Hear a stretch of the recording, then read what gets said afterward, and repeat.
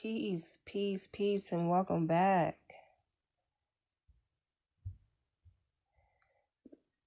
So, this topic was inspired by my observation of the fabric of many different relationships that exist out here today.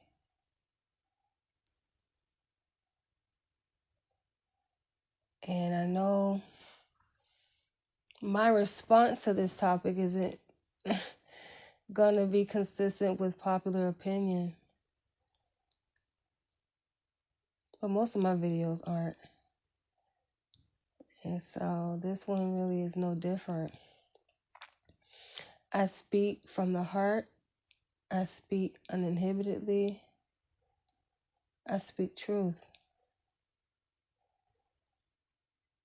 And I think it's a blessing, something to be celebrated when we come across a different frequency that challenges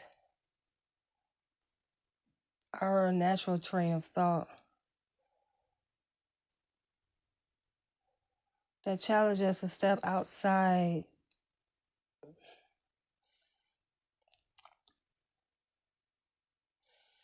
of the routine that is most familiar to us. And one thing that I stand firm on is being free, living free, and doing it unashamedly, being happy,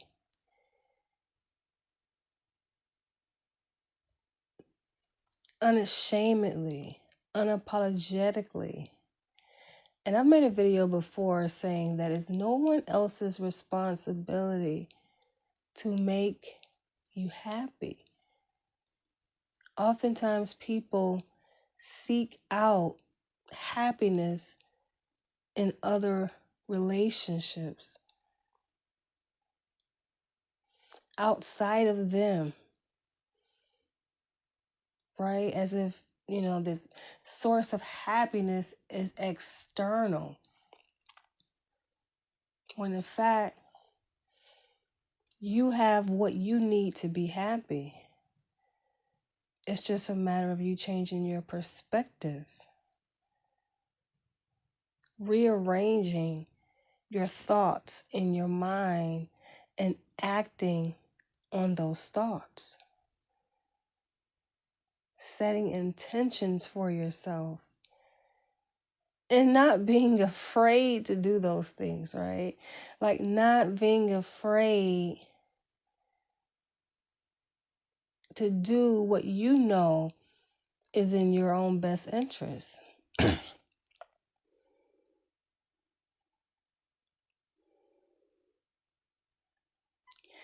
You know that it's time to set a boundary when you encounter and experience a situation, a person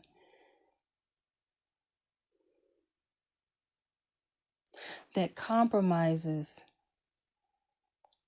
your happiness, that poses a threat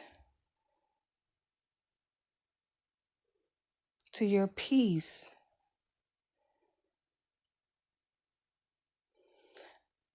I love the position that I'm in right now.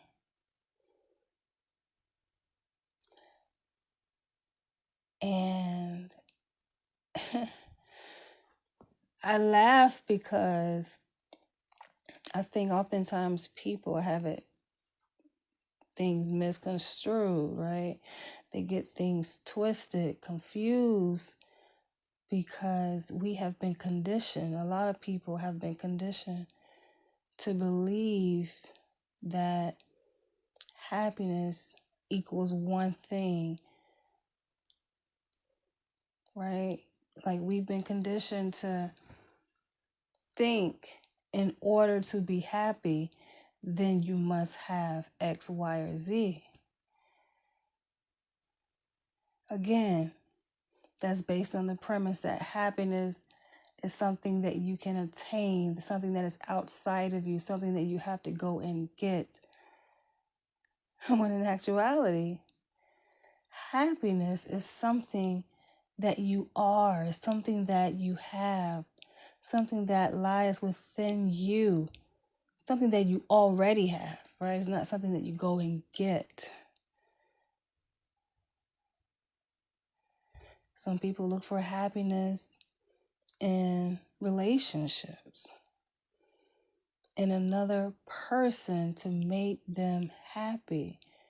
Some people look for happiness in a job, in a career, in a 9 to 5. All these external things. And it's just like, no. And in my observation, I have been working with this man who's married. And this is in my work as a clinical psychologist, right? And I'm listening to him talk. And it's just, I think it's so sad because I just wonder, like, how do people allow themselves at their old age, right? It's one thing, okay, when you're still learning the ropes, you are still discovering who you are. You're still trying to find your way, right? And I guess this realization happens at different points for different people. But it sometimes, like, concerns me deeply how people forfeit their own happiness for the sake of something outside of them, for the sake of another being, for the sake of what was or what they want, things to be, for the sake of imagination or something that will never be. It's just like, why? You're suffering in a thing that does not serve you.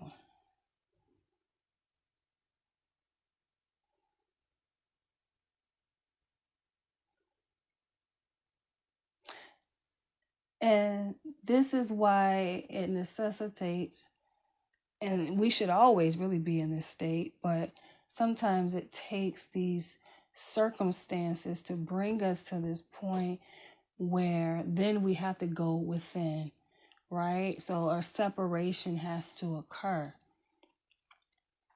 in the context of a relationship that's toxic, that has gone sour, where the love has dissipated, right?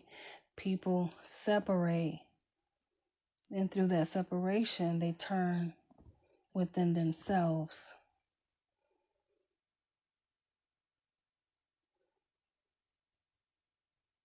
We always come back to source, which is self. Being alone.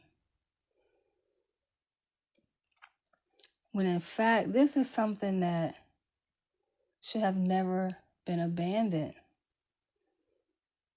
Meaning, yes, you may find that person that resonates with your inner being,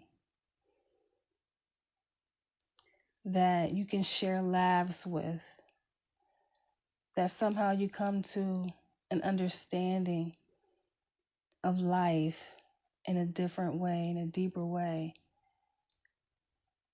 And you make a determination like, okay, this person I could be with, right? And then life happens, and then you grow. It's almost like you become intertwined, deeply intertwined with another individual at the expense of your own individuality, at the cost of you forfeiting and abandoning who you really are, what you value most. And that's when you know you done fucked up.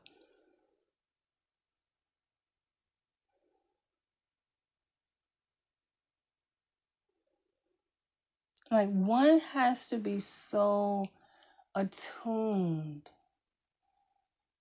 to themselves, to source, has to be so solidified in their own identity as an individual person. And this is why I have respect and I take pride in people like myself who are single and happy. It's something, I think it's power in a person who could walk this path alone and know exactly who they are,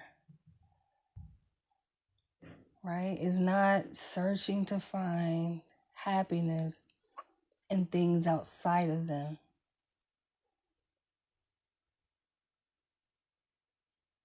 But they are content.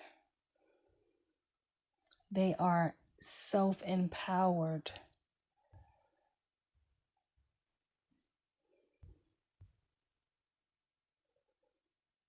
And they are complete.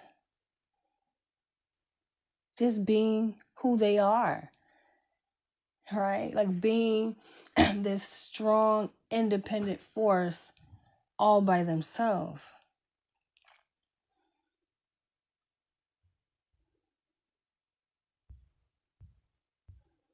And so going back to this situation here where there are people who are in relationships and long-standing marriages and they're not happy.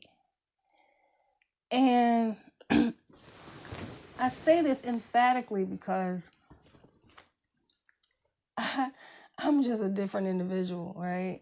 Like, it's no way I'm going to stay in anything that is pulling away at my peace, is chipping away at my happiness, is costing me.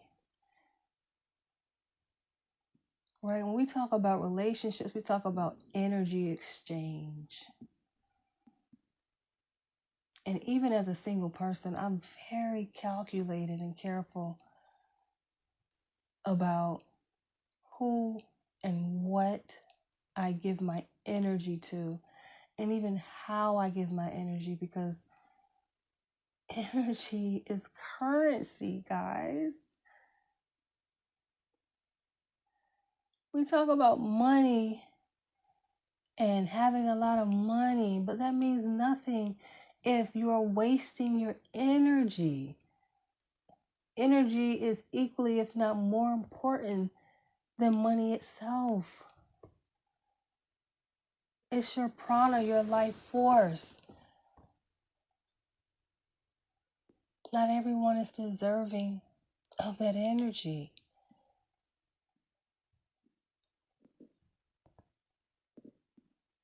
And like I said, I find it to be very disturbing when people somehow, it's like they're not even aware. Life is they're so busy living life, right? That they're not attuned, or somehow they come misattuned to themselves. And they're not cognizant. They're not mindful of how slowly over time they lose themselves. in a relationship. I'm like, how can you lose yourself? You are the MVP. You are the most important person. Like, how and why would you want to lose the very essence of your being?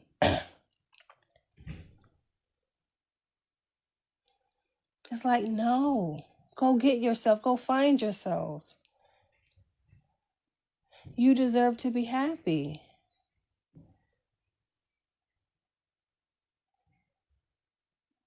You know? You deserve to be happy. But some people have forgotten that. So I titled this video, Cheating as a Form of Self-Care. Because it can be. And I think, let's break down cheating, right? I think that a lot of people initially may have a knee-jerk reaction to this idea. Because they're like, wait, you mean infidelity? You mean being dishonest? You mean betrayal is a form of self-care? And people cheat in relationships. People cheat their diets, right? My understanding of what cheating is just basically going against what has been agreed upon, right?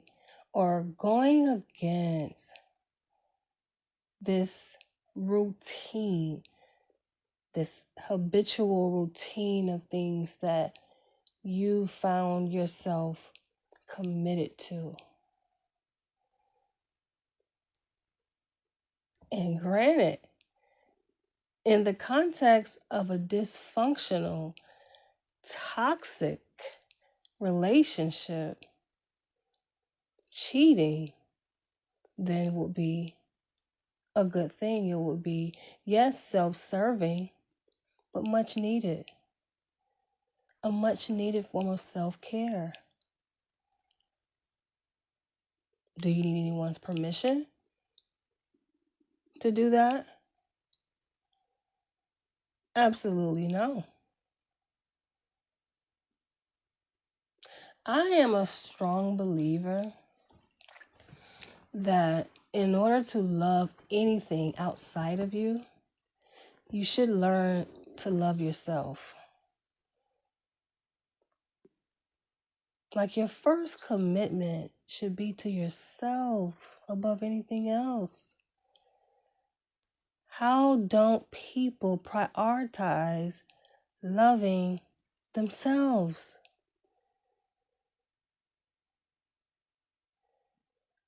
Like, I don't want to be with another person if they don't love themselves.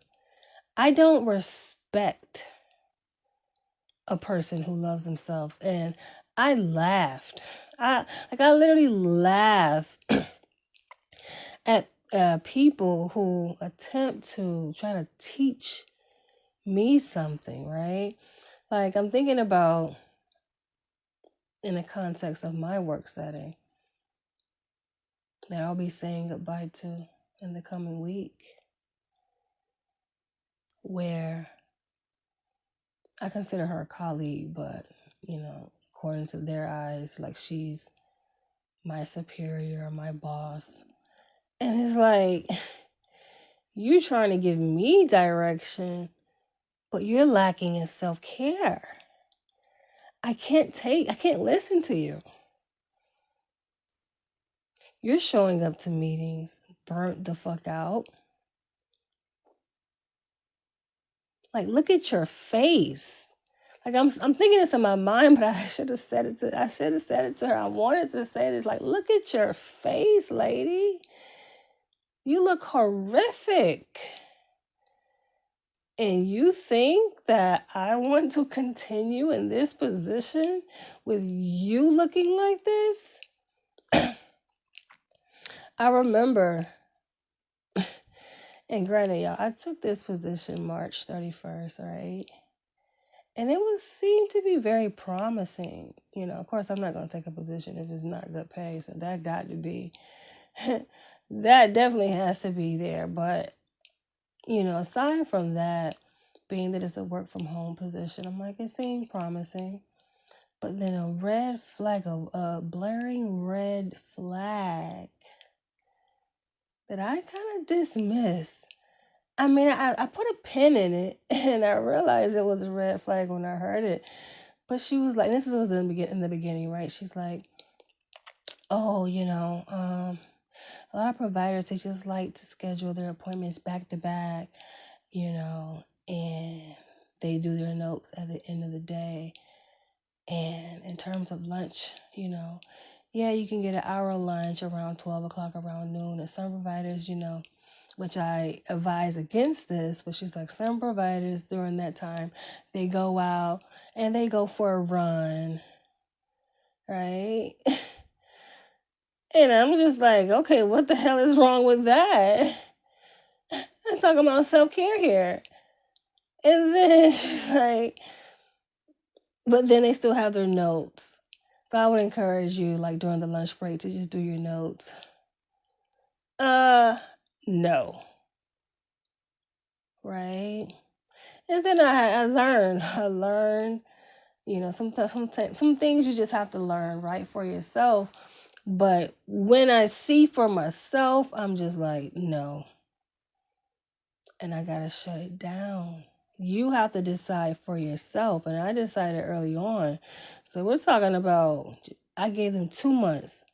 May 30th will be 2 months. And I'm like, nah, I'm shutting it down because my health, my wellness comes first. It's not up for debate. It's not up for negotiation. Absolutely no. The fact that people do it, I mean, listen, to each his own, but I can't. It's just, and I love myself for this. I love myself so much for this. Like y'all don't understand the glee that I feel right now, because when you truly like practice self-care, and people, preach self-care, right? Self-care is like this new wave that is taught in a lot of graduate, training programs, especially in psychology, mental health counseling. When I was working on my PhD out in Los Angeles, it was like embedded in our training throughout the course of our training, right? From the moment we step foot on the campus, like it's talked about heavily. And I can appreciate that, right? And so being that it's so ingrained, it's just like something that just resonated with my being and who I am. I'm like, okay, I can rock with this, And so then you graduate and you go out into the quote unquote workforce, or the real world, and time to apply it. And I had to laugh. You have to laugh because the audacity for people to somehow think you're going to sacrifice your well-being and your sanity, your self-care for what? A paycheck? That's why I made a post the other day. I said, I am so grateful that I am not beholden to a pay, like living paycheck to paycheck. Right, a 9 to 5 is not my umbilical cord. I'm not tied to a 9 to 5. I know there are people who are, and they have people that depend on them, so they feel like, okay, I can't quit. I just can't leave this job. I have to do this. Like, fuck that shit.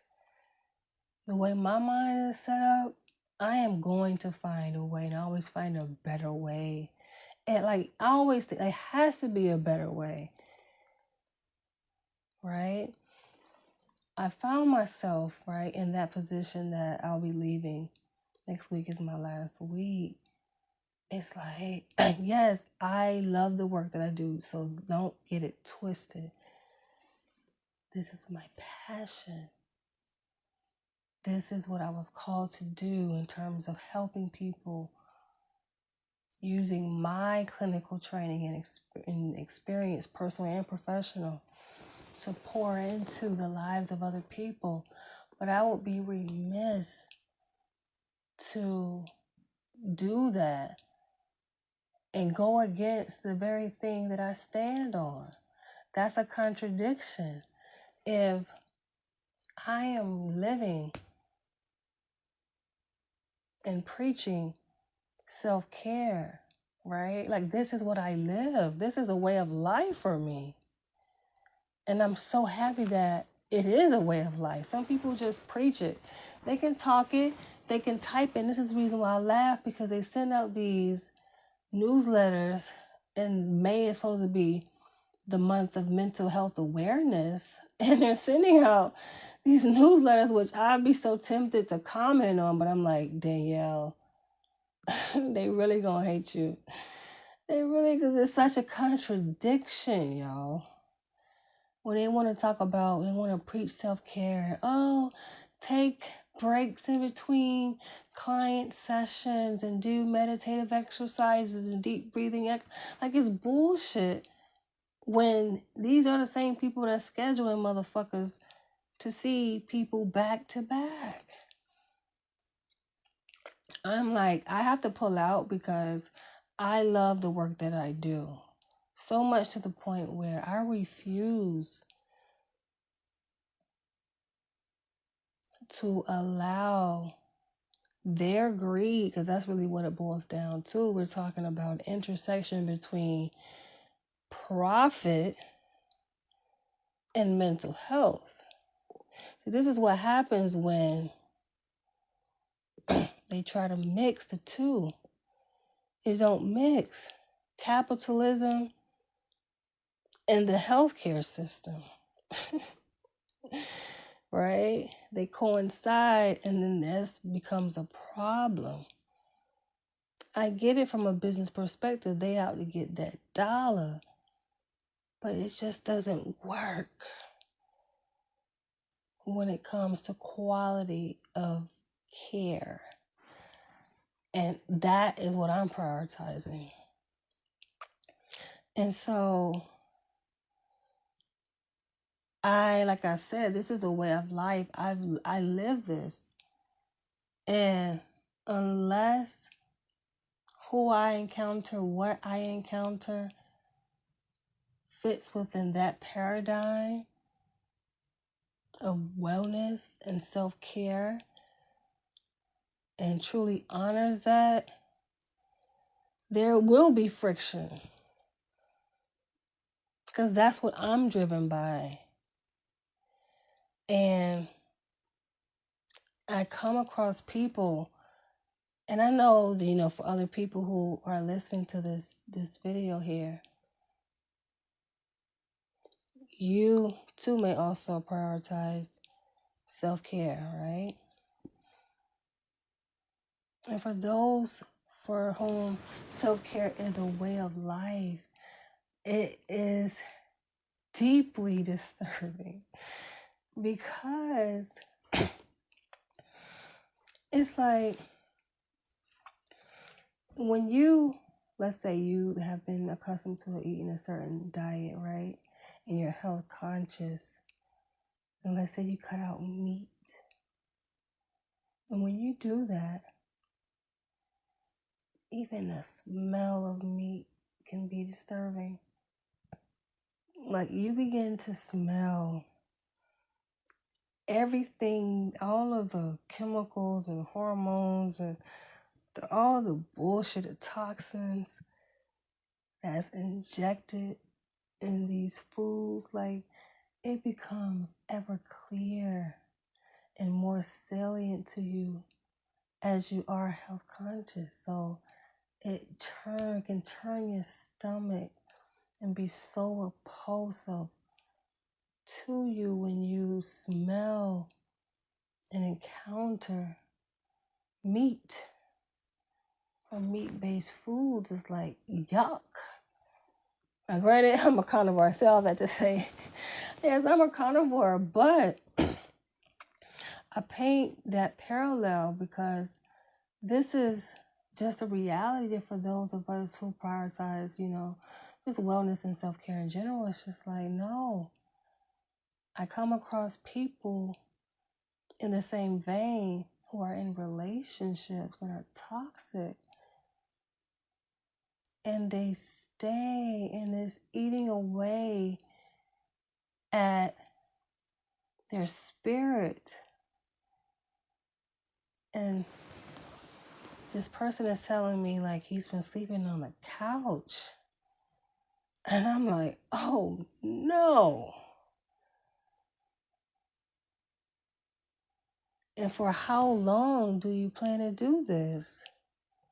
And at what point do you say, oh, wait a minute? I mean, yes, listen, I get it. People can come together. They join forces for this greater good. This greater good can be the fact that they value family and they've created a family. They value the institution of marriage. And that's all fine and dandy. However, if that thing, this one thing that you have elevated and put on this pedestal and you have prioritized over your own sanity and well-being, if that one thing that you say that you value then has forced your own well-being to be put on a back burner, that's a problem. Like that is a listen, if that does not scream, hello, red flag, something is wrong here. Love doesn't have to hurt. Love does not have to be miserable. It don't have to be none of that. So why do people set this precedent as if that's what they want love to be, right? Or they expect love to be and they tolerate it?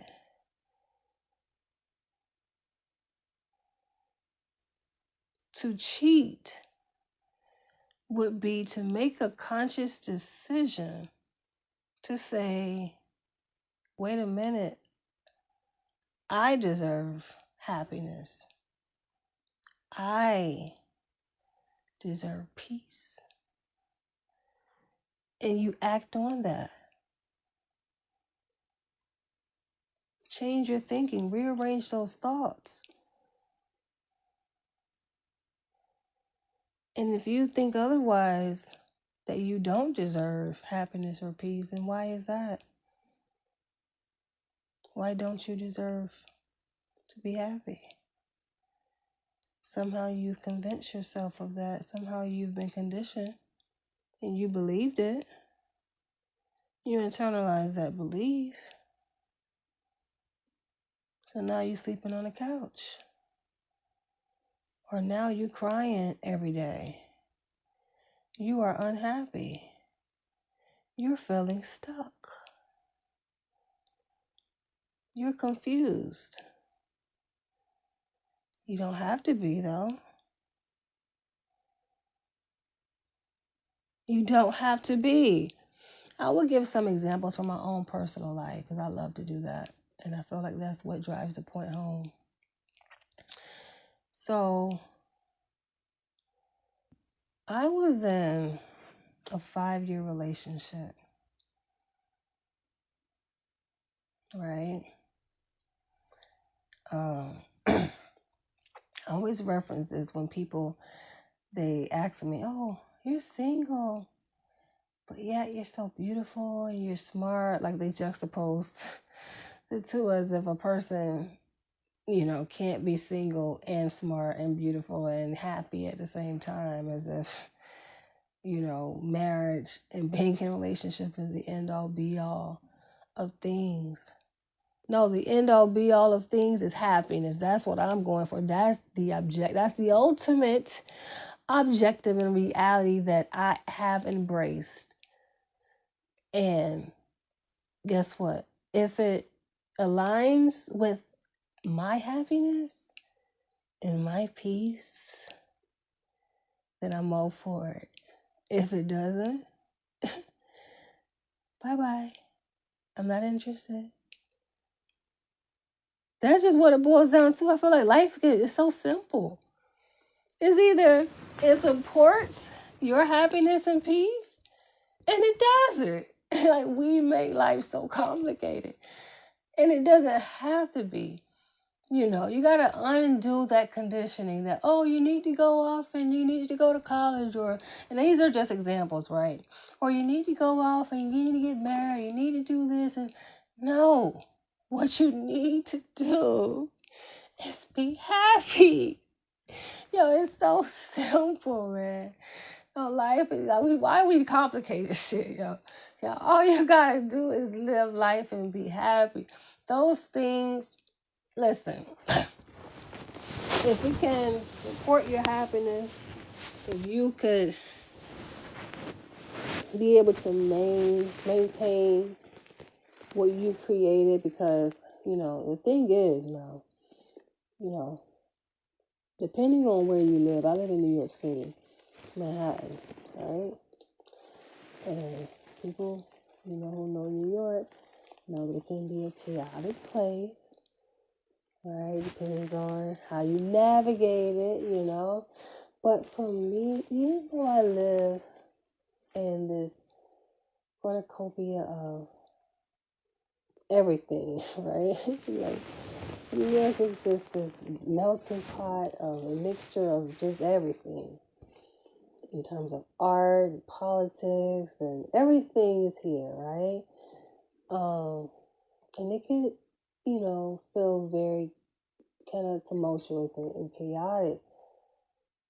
But I've mastered the art and science of peace. Peace and quiet, serenity, happiness, right? So it's so easy for me to recognize and spot and pinpoint those things that don't align with that. I'm like, hold on, wait, what? I'm like, wait, what? No. So, again, I often reference like these three relationships because I've lived with a man for 10 years of my life, cohabitated, right? Over the course of 3 different relationships. And the first being when I was like very young. I was a freshman in college, 18 years old, 18, 19 years old. And I'm living with this guy. All right, so the relationship did last, I think it was 2 years. But we lived together. My freshman and sophomore year. We cohabitated together. Like, damn near married. I knew his family, he knew my family. Right? But even at that age, and like I said, this is something I've practiced, I would say, all my life. Prioritizing myself and self-care. And I don't think people should feel guilty for doing that. Because I always knew who I am. Like, I always did. This is not something that I just stumbled across in my later years. at the age of 30 or 40. No, I am so happy for myself because I've practiced this many, many years. And as I reflect on earlier relationships, it's just like I always give myself a pat on the back because I'm like, yes, that's me choosing happiness. One may say, oh, it could be selfish, but no, sometimes if it requires that, listen, if happiness means you choose yourself over a relationship, excuse me, over a job, then that shit wasn't for you anyway. Because it shouldn't, like, really, it shouldn't be a choice. If the happiness is not curated within that relationship, or that relationship doesn't support your wellness and your peace and happiness, if that job doesn't support, meaning it doesn't curate that for you, it contradicts what you stand for and what you value. People somehow have been disillusioned to believe that, oh, you're supposed to suffer. Work is that's why it's called work. You're supposed to damn fuck that shit. And if that's the case, listen, then don't sign up to begin with from a jump. That's like choosing hell. Why would you choose hell? If you know this is hell, like why choose that from the jump? All for the sake of what? Some money? Some paper? Are you kidding me? But anyway, going back to that early relationship, I chose myself. And it makes people mad. So what? Leave. He actually wanted to get married. This is a funny thing because he was a little bit older than me, right? And he had already been married before. He wanted to get remarried. And that's fine. But it's like, yo, I'm young. So, of course, like, I'm still, living my fun, having fun. I had friends, which he should have had friends. I don't really think he did. He did have friends. He had friends, and I met his friends. We would actually go to his friend's house, and his friend would, and he would film invite us over, like, for Thanksgiving, where he would fry, turkey. That was, like, his tradition every year.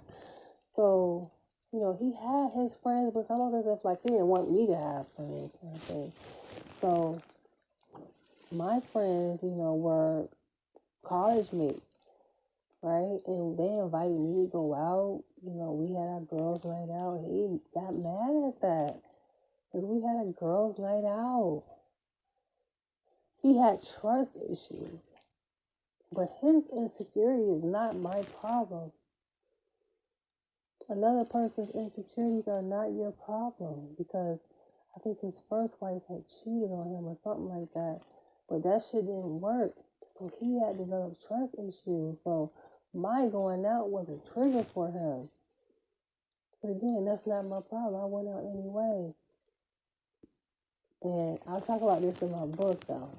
And I'll give y'all a little spoiler alert here. I come back from going out with my homegirls, right? And I already knew shit was a little shaky. You know what I'm saying? Because I think, did we have cell phones back then? I think so. We did have cell phones back then. And when I say back then, I'm talking about this is 2000, between 2002 2004. And I knew shit was a little shaky because he was giving jealous vibes. Like, oh yeah, you go out, but if you go out kind of thing, then this gonna happen. So we went out. I'm just like, I'm choosing me, right? We went out. I get back. How would I get back? And this motherfucker, and granted, I didn't come home till the morning because he was acting funny. Who the fuck want to come back after the club, after partying, to a motherfucker that's disgruntled and you looking shit faced and you like, ew. Bitch, I'm out having a good time and I come home and you all, you mad and I don't need that energy. So I say, I'm gonna go to my homegirl house, you know, sleep off the party, right? And then we gonna go back to the house and I'll pull up. How about I pull up at our apartment and this motherfucker had the blinds wide open. Right, it was those vertical blinds, right? And that's a living room facing the parking lot. So when you pull up in front of the apartment and see inside the middle, he had the blinds all the way open with all my shit packed. All my shit packed, yo. I'm like, oh, that's how we doing it. But the way my mind works, I don't fight what happens in life. Like, I roll with it, right? I think people experience the most difficulty because they try to fight back, you know what I'm saying, what life gives them. Now, unless I feel like it depends, some things are worth the fight, but a lot of things it's just like roll with it. It's like roll with it. Especially when it comes to a toxic relationship, baby. If a motherfucker has made the decision like, oh, this is how they're gonna react to you just going out having a good time, that's not a place that you should be anyway. Granted, we shared some memories. We took some pictures. Like I still got, pictures we took when we went on vacations and we spending time with my family, I spending time with his family. We were a unit.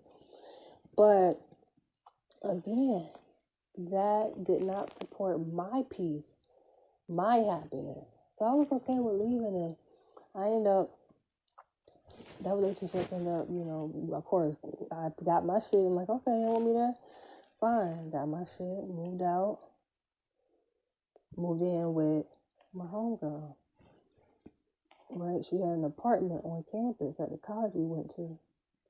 This is in Jacksonville. Moved in with her. I made the decision, like, you know what? I think I want to transfer. And I ended up transferring to Florida State University in Tallahassee. Finished my last 2 years there. Funny enough, because I stand on business. Like I'm always gonna be centered in Danielle.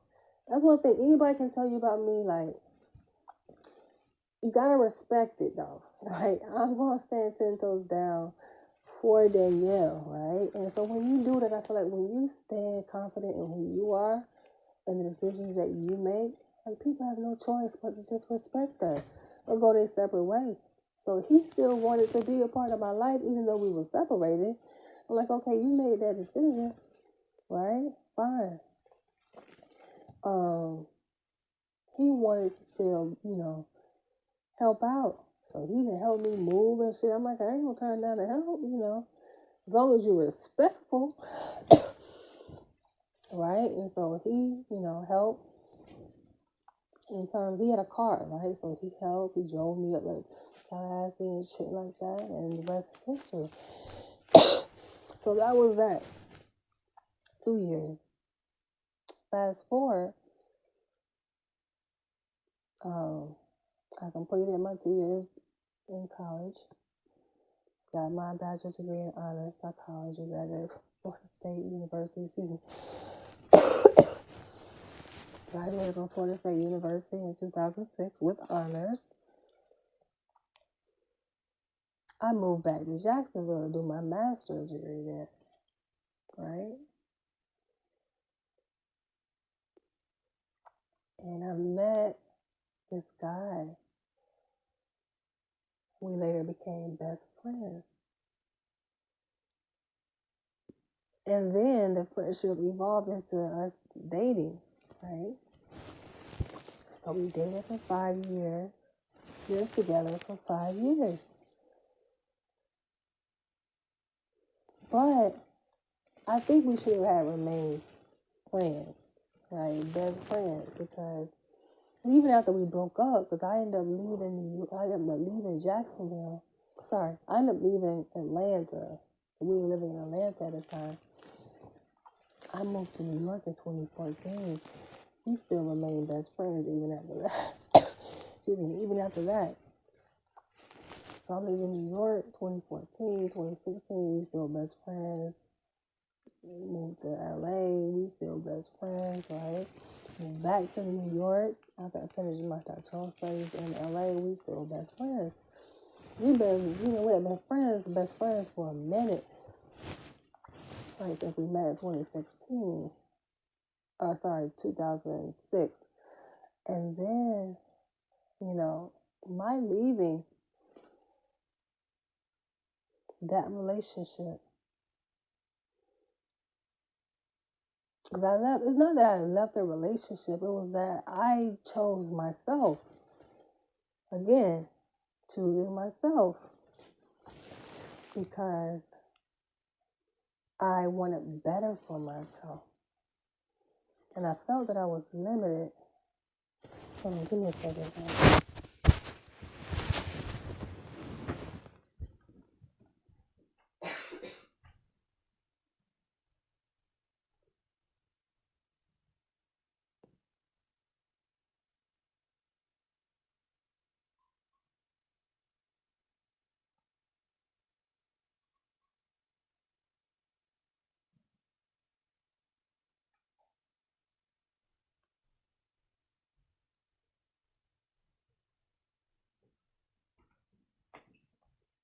But yeah, I wanted better for myself.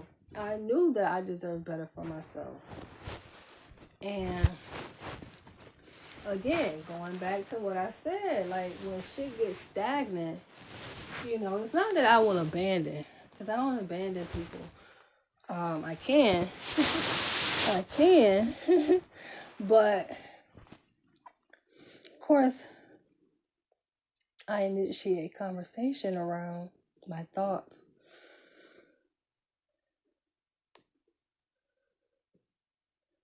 And this is just me. I don't know how nobody else move, but I'm very intentional. I stand on business and I make moves. Either you with it or you not.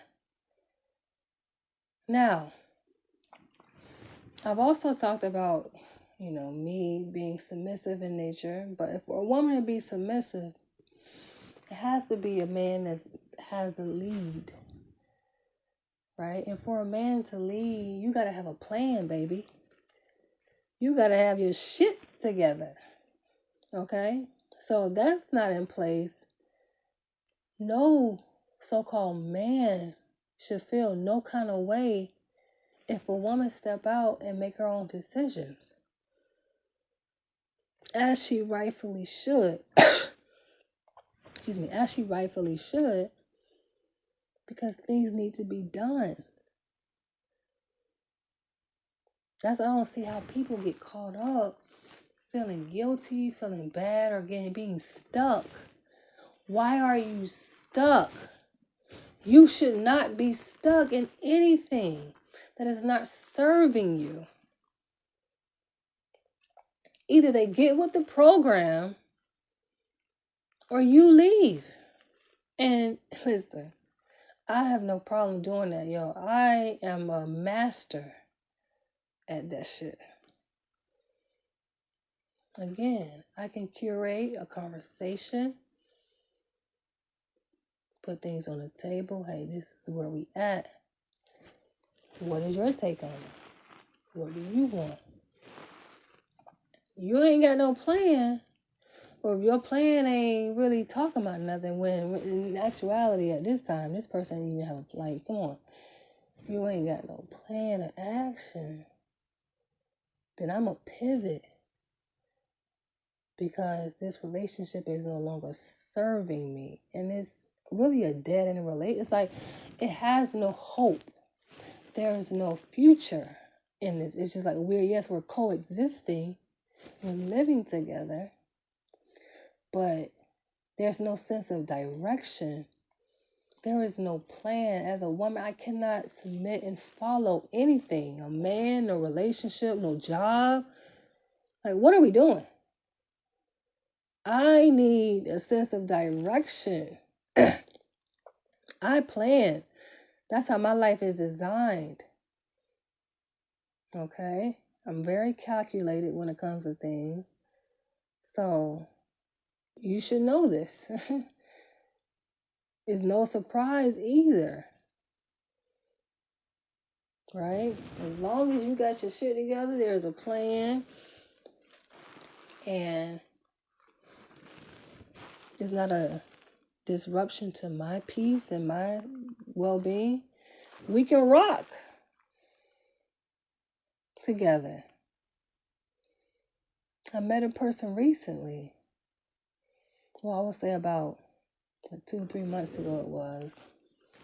Seemed to be a nice girl in the same field that I'm in, but her behavior, her choices is poor. And that's something that she got to work through. That's not me. That's what she needs to work through. Right? It's not for me to guide or teach or tell or preach. Absolutely fucking no. Because we talking about grown ass people here. No grown ass person, you don't have to hold their hand. You're not a child.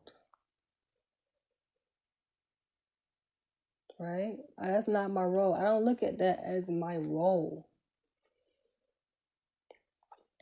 And I will communicate. I will say, okay, this is where I am. This is where I stand. But I don't feel I need to explain myself. No, I don't. Either you resonate spiritually, either you on that frequency and you vibrating, or you ain't, sweetheart. I leave a lot of people behind because I'm just like, nah. I don't play when it comes to my peace, yo. And maybe I think because I was raised like in a kind of militant style household. So that's just me. That's my training. You think like soldiers, right? When they're training for war, I'm talking about militant, strict discipline. Zero tolerance for that bullshit, man. Don't come with that. You know what I'm saying?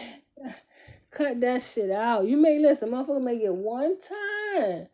You get one time, but if you get that, because like I said, we dealing with grown adults here. We're not dealing with no motherfucker that's retarded. Excuse my French.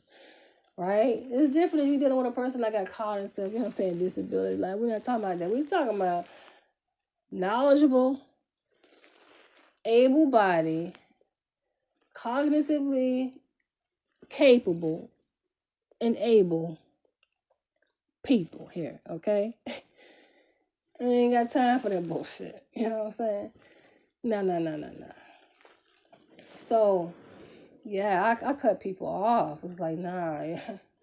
You ain't about to come in my life disturbing my peace, messing up, nah. Hell nah.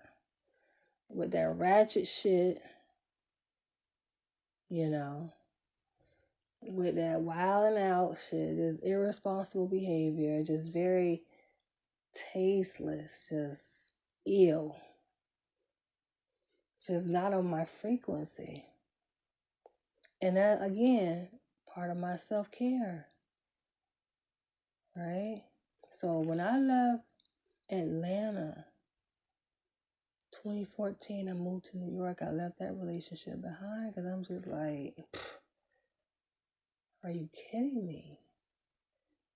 And when I talk about that relationship and how we lasted 5 years Again, like I said, that was my homeboy, my best friend. Like I said, we probably should never made it romantic in that sense. But funny thing, the ironic thing, like we only had sex, I think, like one time. And motherfuckers just can't believe that shit. I'm just like, listen, he was like asexual. Like he had, I feel like he had like some insecurities surrounding sex. You know, not to go too much in detail, but you know, it was some other stuff there going on. And again, we were just more binded, I felt like spiritually, just to be friends, not, you know, in that capacity. So I think it hurted him that I'm like, I moved on. Baby, I made moves. I moved to New York, and granted, he had an opportunity because before I moved here, he had an interview here, but he wasn't really serious. He had a job interview. He wasn't really like, you know, on that motion like that. And that's fine. People have to, I feel like as people, you know, you have to be attuned to the universe. A lot of you got Christians and Muslims and all these motherfuckers that swear by these goddamn religions, but they so misattuned. And then they struggle and they suffer. It's like, how can you be that misaligned and like, I'm always attuned, man. That's one thing you can't catch me off guard. Like, I'm attuned. I'm so deeply rooted and deeply spiritual. You gotta know when it's time to go. You gotta know when it's time to pause. You gotta know when it's time to pivot. You gotta just know the timing of things, you know, and be okay with it. And when it's time to move on, it's time to move on. Even in relationships, it's okay. Get out your mind that, okay, you meet a person and you get strong feelings for a person, you gotta be with them forever. Get that shit out your mind. That's not how life works. That's not how the universe don't even operate like that. People sometimes are brought into your life for a season, and it's an experience that you need to have and learn from and grow from in that period. And then once it finishes its work, then boom, that chapter is done. Move on to the next, and that's okay. That's okay. Why are you holding on to something that you know is dead? You know I ain't reaping no benefits from it.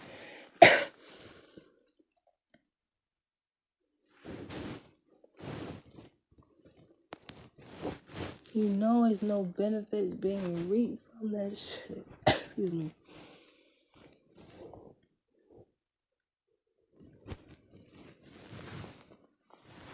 So let it go. Master the art of letting dead weight go. Nothing grinds my gears more than a motherfucker that want to hold on to you or to this idea of what they have with you, knowing damn well it ain't no fruit being born out of that shit. What is it producing? What is this relationship producing? Nothing. This shit is dead.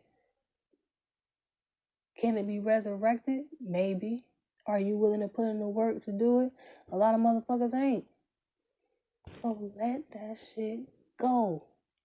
I have no problem letting it go. Move on. Move to New York 2014 because opportunity was waiting for me. Right? And I'm highly motivated, highly ambitious, always been. You must understand that about me when it comes to dating. On a dating app, right? You can indicate whether how, you know, how ambitious you are. And I always say highly ambitious. Not everybody is that. Some people have a problem with people who aim for the stars and beyond the stars. Because that's just the way my mind operates. I think big, massive, bigger than life. Because I am.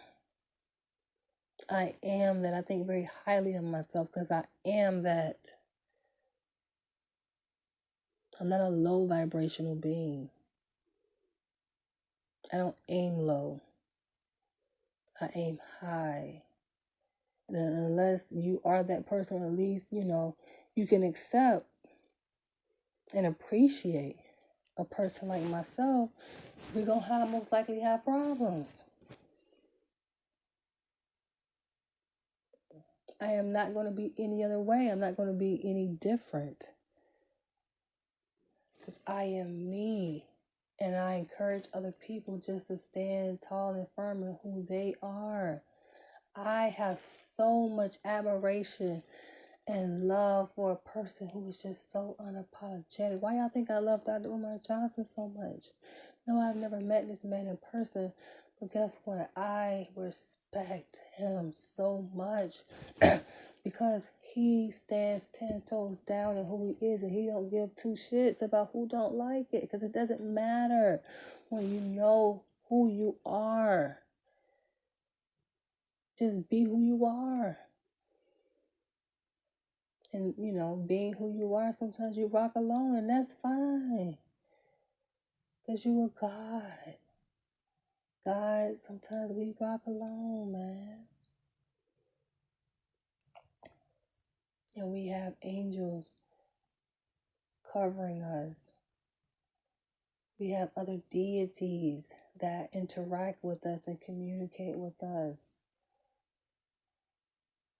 So a lot of things in this carnal reality, it's just, it's just procedural stuff that need to happen because it's already happened, in the spirit realm, and it's really nothing. It's nothing.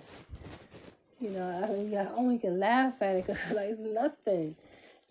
Sometimes people think human beings get so caught up in the carnal world, earthly realm, and people who are God body, who understand that time really does not exist.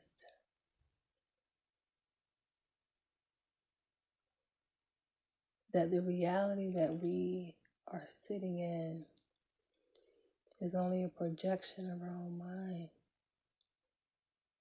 That you have the ability to create your environment, your reality, you have the ability to shift your reality and your environment. That power lies within you. And then I give one more example. So that relationship was 5 years, right? So now we at 7 years. 2 + 5, 7, right? I told y'all I lived with a man over the course of 10 years, right? And of course, this spans 3 different relationships.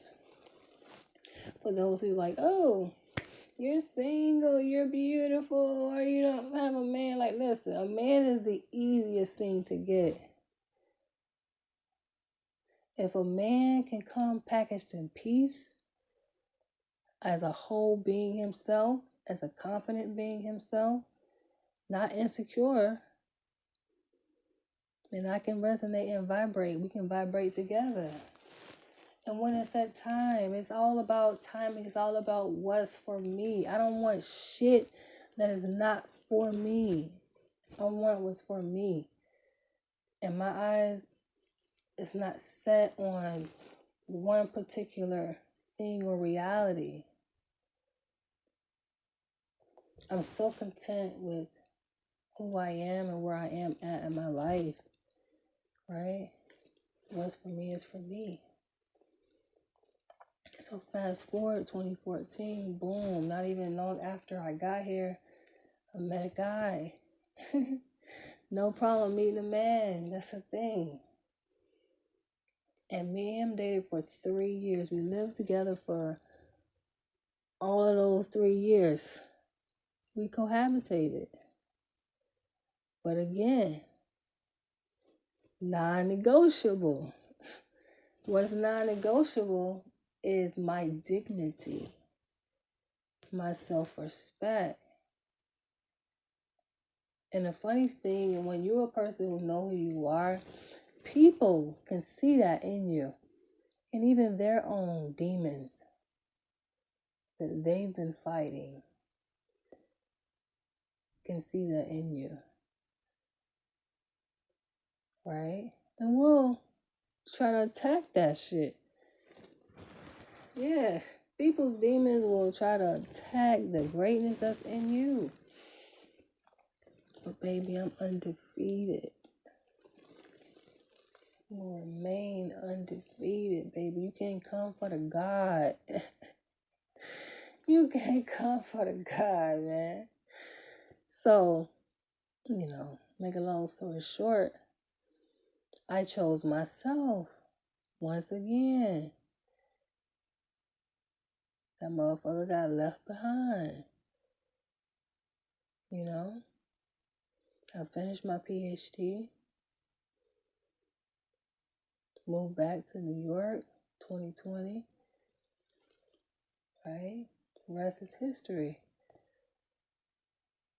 The rest is fucking history, yo. But I say cheating is a form of self-care because it's okay to cheat the routine. Cheat just means change, baby. Change what you've been doing. People extra committed to what? It's one thing if you extra committed to something that is benefiting you, then that means you're loving yourself. Because you're pouring into something that is pouring back into you. But hello, have you lost your mind? If you are pouring your priceless energy into a thing or a person that is not pouring back into you, have you lost your mind? Perhaps you have. Because ain't no goddamn way. Ain't no, that shit got to balance, man. It got to be a balance. And, the whole idea about working a 9 to 5, that's a separate job. And I've talked about this many times over, but I'll say a little bit about that here. Somehow, employers think that just because they pay you a check, and this is a trap, this is a whole, I can do a whole series on this shit, because there's a spiritual aspect to it that I don't think a lot of y'all ain't really getting. When it comes to when you sign your name on that piece of paper when you get a job, so we don't realize we're living in modern day slavery. You sign over your life force. Yes, that's how they see it. Because you know what they do? They take your signature as an agreement.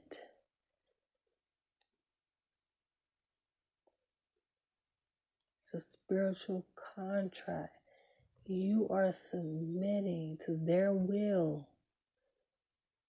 You are agreeing to exchange your life force for a dollar amount that is not even the equivalent to the energy that you're giving them. Nowhere near that.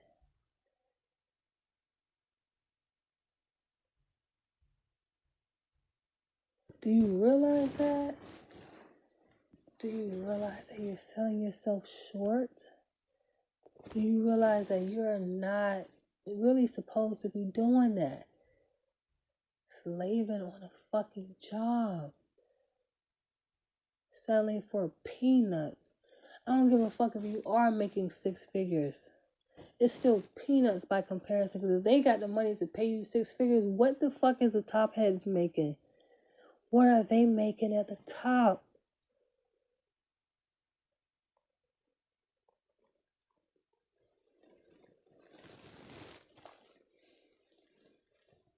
It's not an even exchange.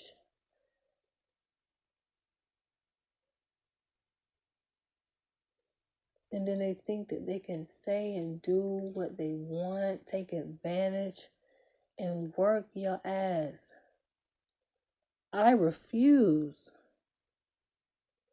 I absolutely refuse. And the thing is, they lie. And this is the reason why I am hesitant and have been hesitant to accept the 9 to 5. I got 9 to 5s just they thrown at me. People say, oh, it's hard to find a job. Not for me. I don't know why. Past years back in Florida, yeah, that racist ass shit. But I think even that was God's protection. Even that was a universe saying, you know what, this ain't it. When I was trying and seeking, and I actually was kind of leaning into working a 9 to 5. They would not hire my ass down there for. They would not, yo. They wouldn't hire me even in Atlanta. They would not. I had to move to New York. Anybody can get a job in this motherfucker, because that's the reason why so many immigrants move to New York. There's so many jobs here. There's so much money in New York. It's no reason really to be broke. I'll tell you that to anybody. It's no reason. If you are, you choose to. Because, listen, the money is here. The jobs in any fucking field you can imagine is here, waiting on anybody to take that shit. However, they gonna work your motherfucking ass. And I will be damned. Like I say, it's not an even exchange. And what are you sacrificing? I'm going to say this and then I'm going to close. That I have counseled the therapy with adults who are out of work on workers' comp for the very reason, the shit I'm talking about here in this video. They don't love themselves. A lot of them sacrifice, pour into something that is not deserving. Just not. And then I'm gonna make a whole book. I think I've decided I'm gonna write a whole book on my experience as a clinical psychologist providing therapy for people on workers' comp. What I've learned as a clinical psychologist about the workers' comp system, but it's fucked up. Now, granted, legally, these employers are legally bound. They're required to take out workers' comp insurance for every single employee. Right? W-2 employee on a job. Legally, that's their responsibility. But meanwhile, the motherfucker is injured, which you think of these jobs are a piece of shit. A lot of these jobs, man, they are risky. They're prone to fucking injury. And a person that has been working for your goddamn company, giving their precious life force energy, they can't get it back. Their time, their precious time,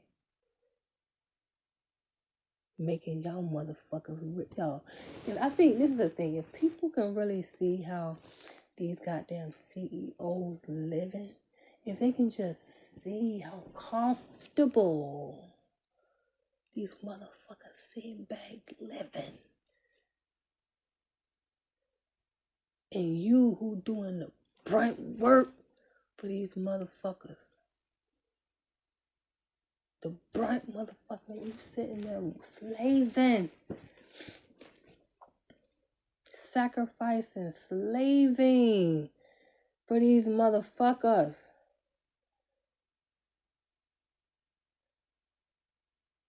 And you get hurt and they want to act selfish and stingy and don't want to compensate. Peanuts. None of these motherfuckers won't even want to come off of $400-$500. They ain't barely making that $600-$700. They don't want to pay that. Like to me, this is why I never even thought about going that route.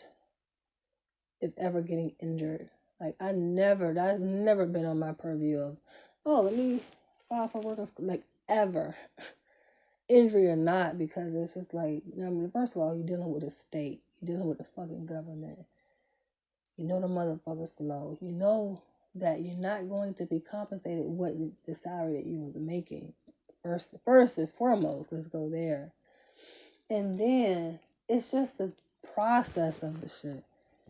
Like, having to ask and fight, going through all these hoops, all this bullshit, just to get what you're entitled to. It's like, why even bother? I never thought about that. And that's even before I even learned and worked with the workers' comp system. Many years before. I ain't been through that shit. But it just goes to show. It's just like, many times over, I see people just not honoring their own values. Like, you say you value wellness, you say you value yourself, but do you? Well, oh, well, yes, I value myself. That's the reason why I'm working. Because if I wasn't working, I wouldn't have my money. If I ain't got no money, I ain't gonna be able to pay my bills. And I ain't gonna pay my bills, I ain't gonna have a place to stay. Right? So I need to do all of those things to ensure I have a roof over my head. So I'm not homeless. But listen, I'm here to tell you. So we think there's only one way. That's the mistake that people make. And then you get comfortable with that one way that you've chosen. And there are many ways. Y'all know this. There's many ways to skin a cat. You just gotta open your mind up. See, you have to know, first and foremost, that the mind that you have, your mind being in your DNA, right? Your body. Your body is essentially your mind. Your DNA is your mind. Has been conditioned. You are conditioned to think, to believe, to act a certain way.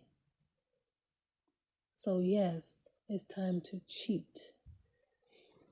Cheat the system. That means change. Change what you've been doing.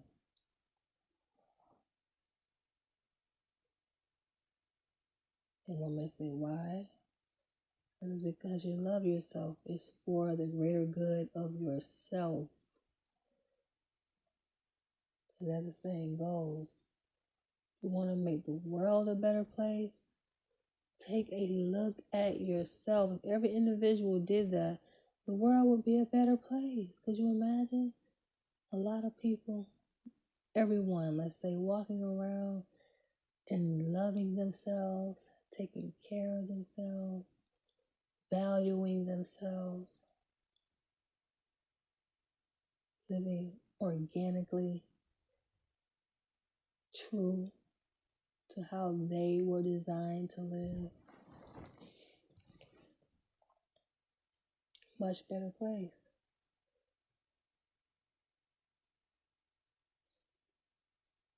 I'm going to end it here. I want you guys to feel free to share your comments below on this topic. What do you guys think? Don't second guess. Y'all gotta grow some balls. That's the problem. So you can have the thought and the know-how, but then when it comes to doing it, oh, now you want to get scared. Huh? You talk yourself out of it.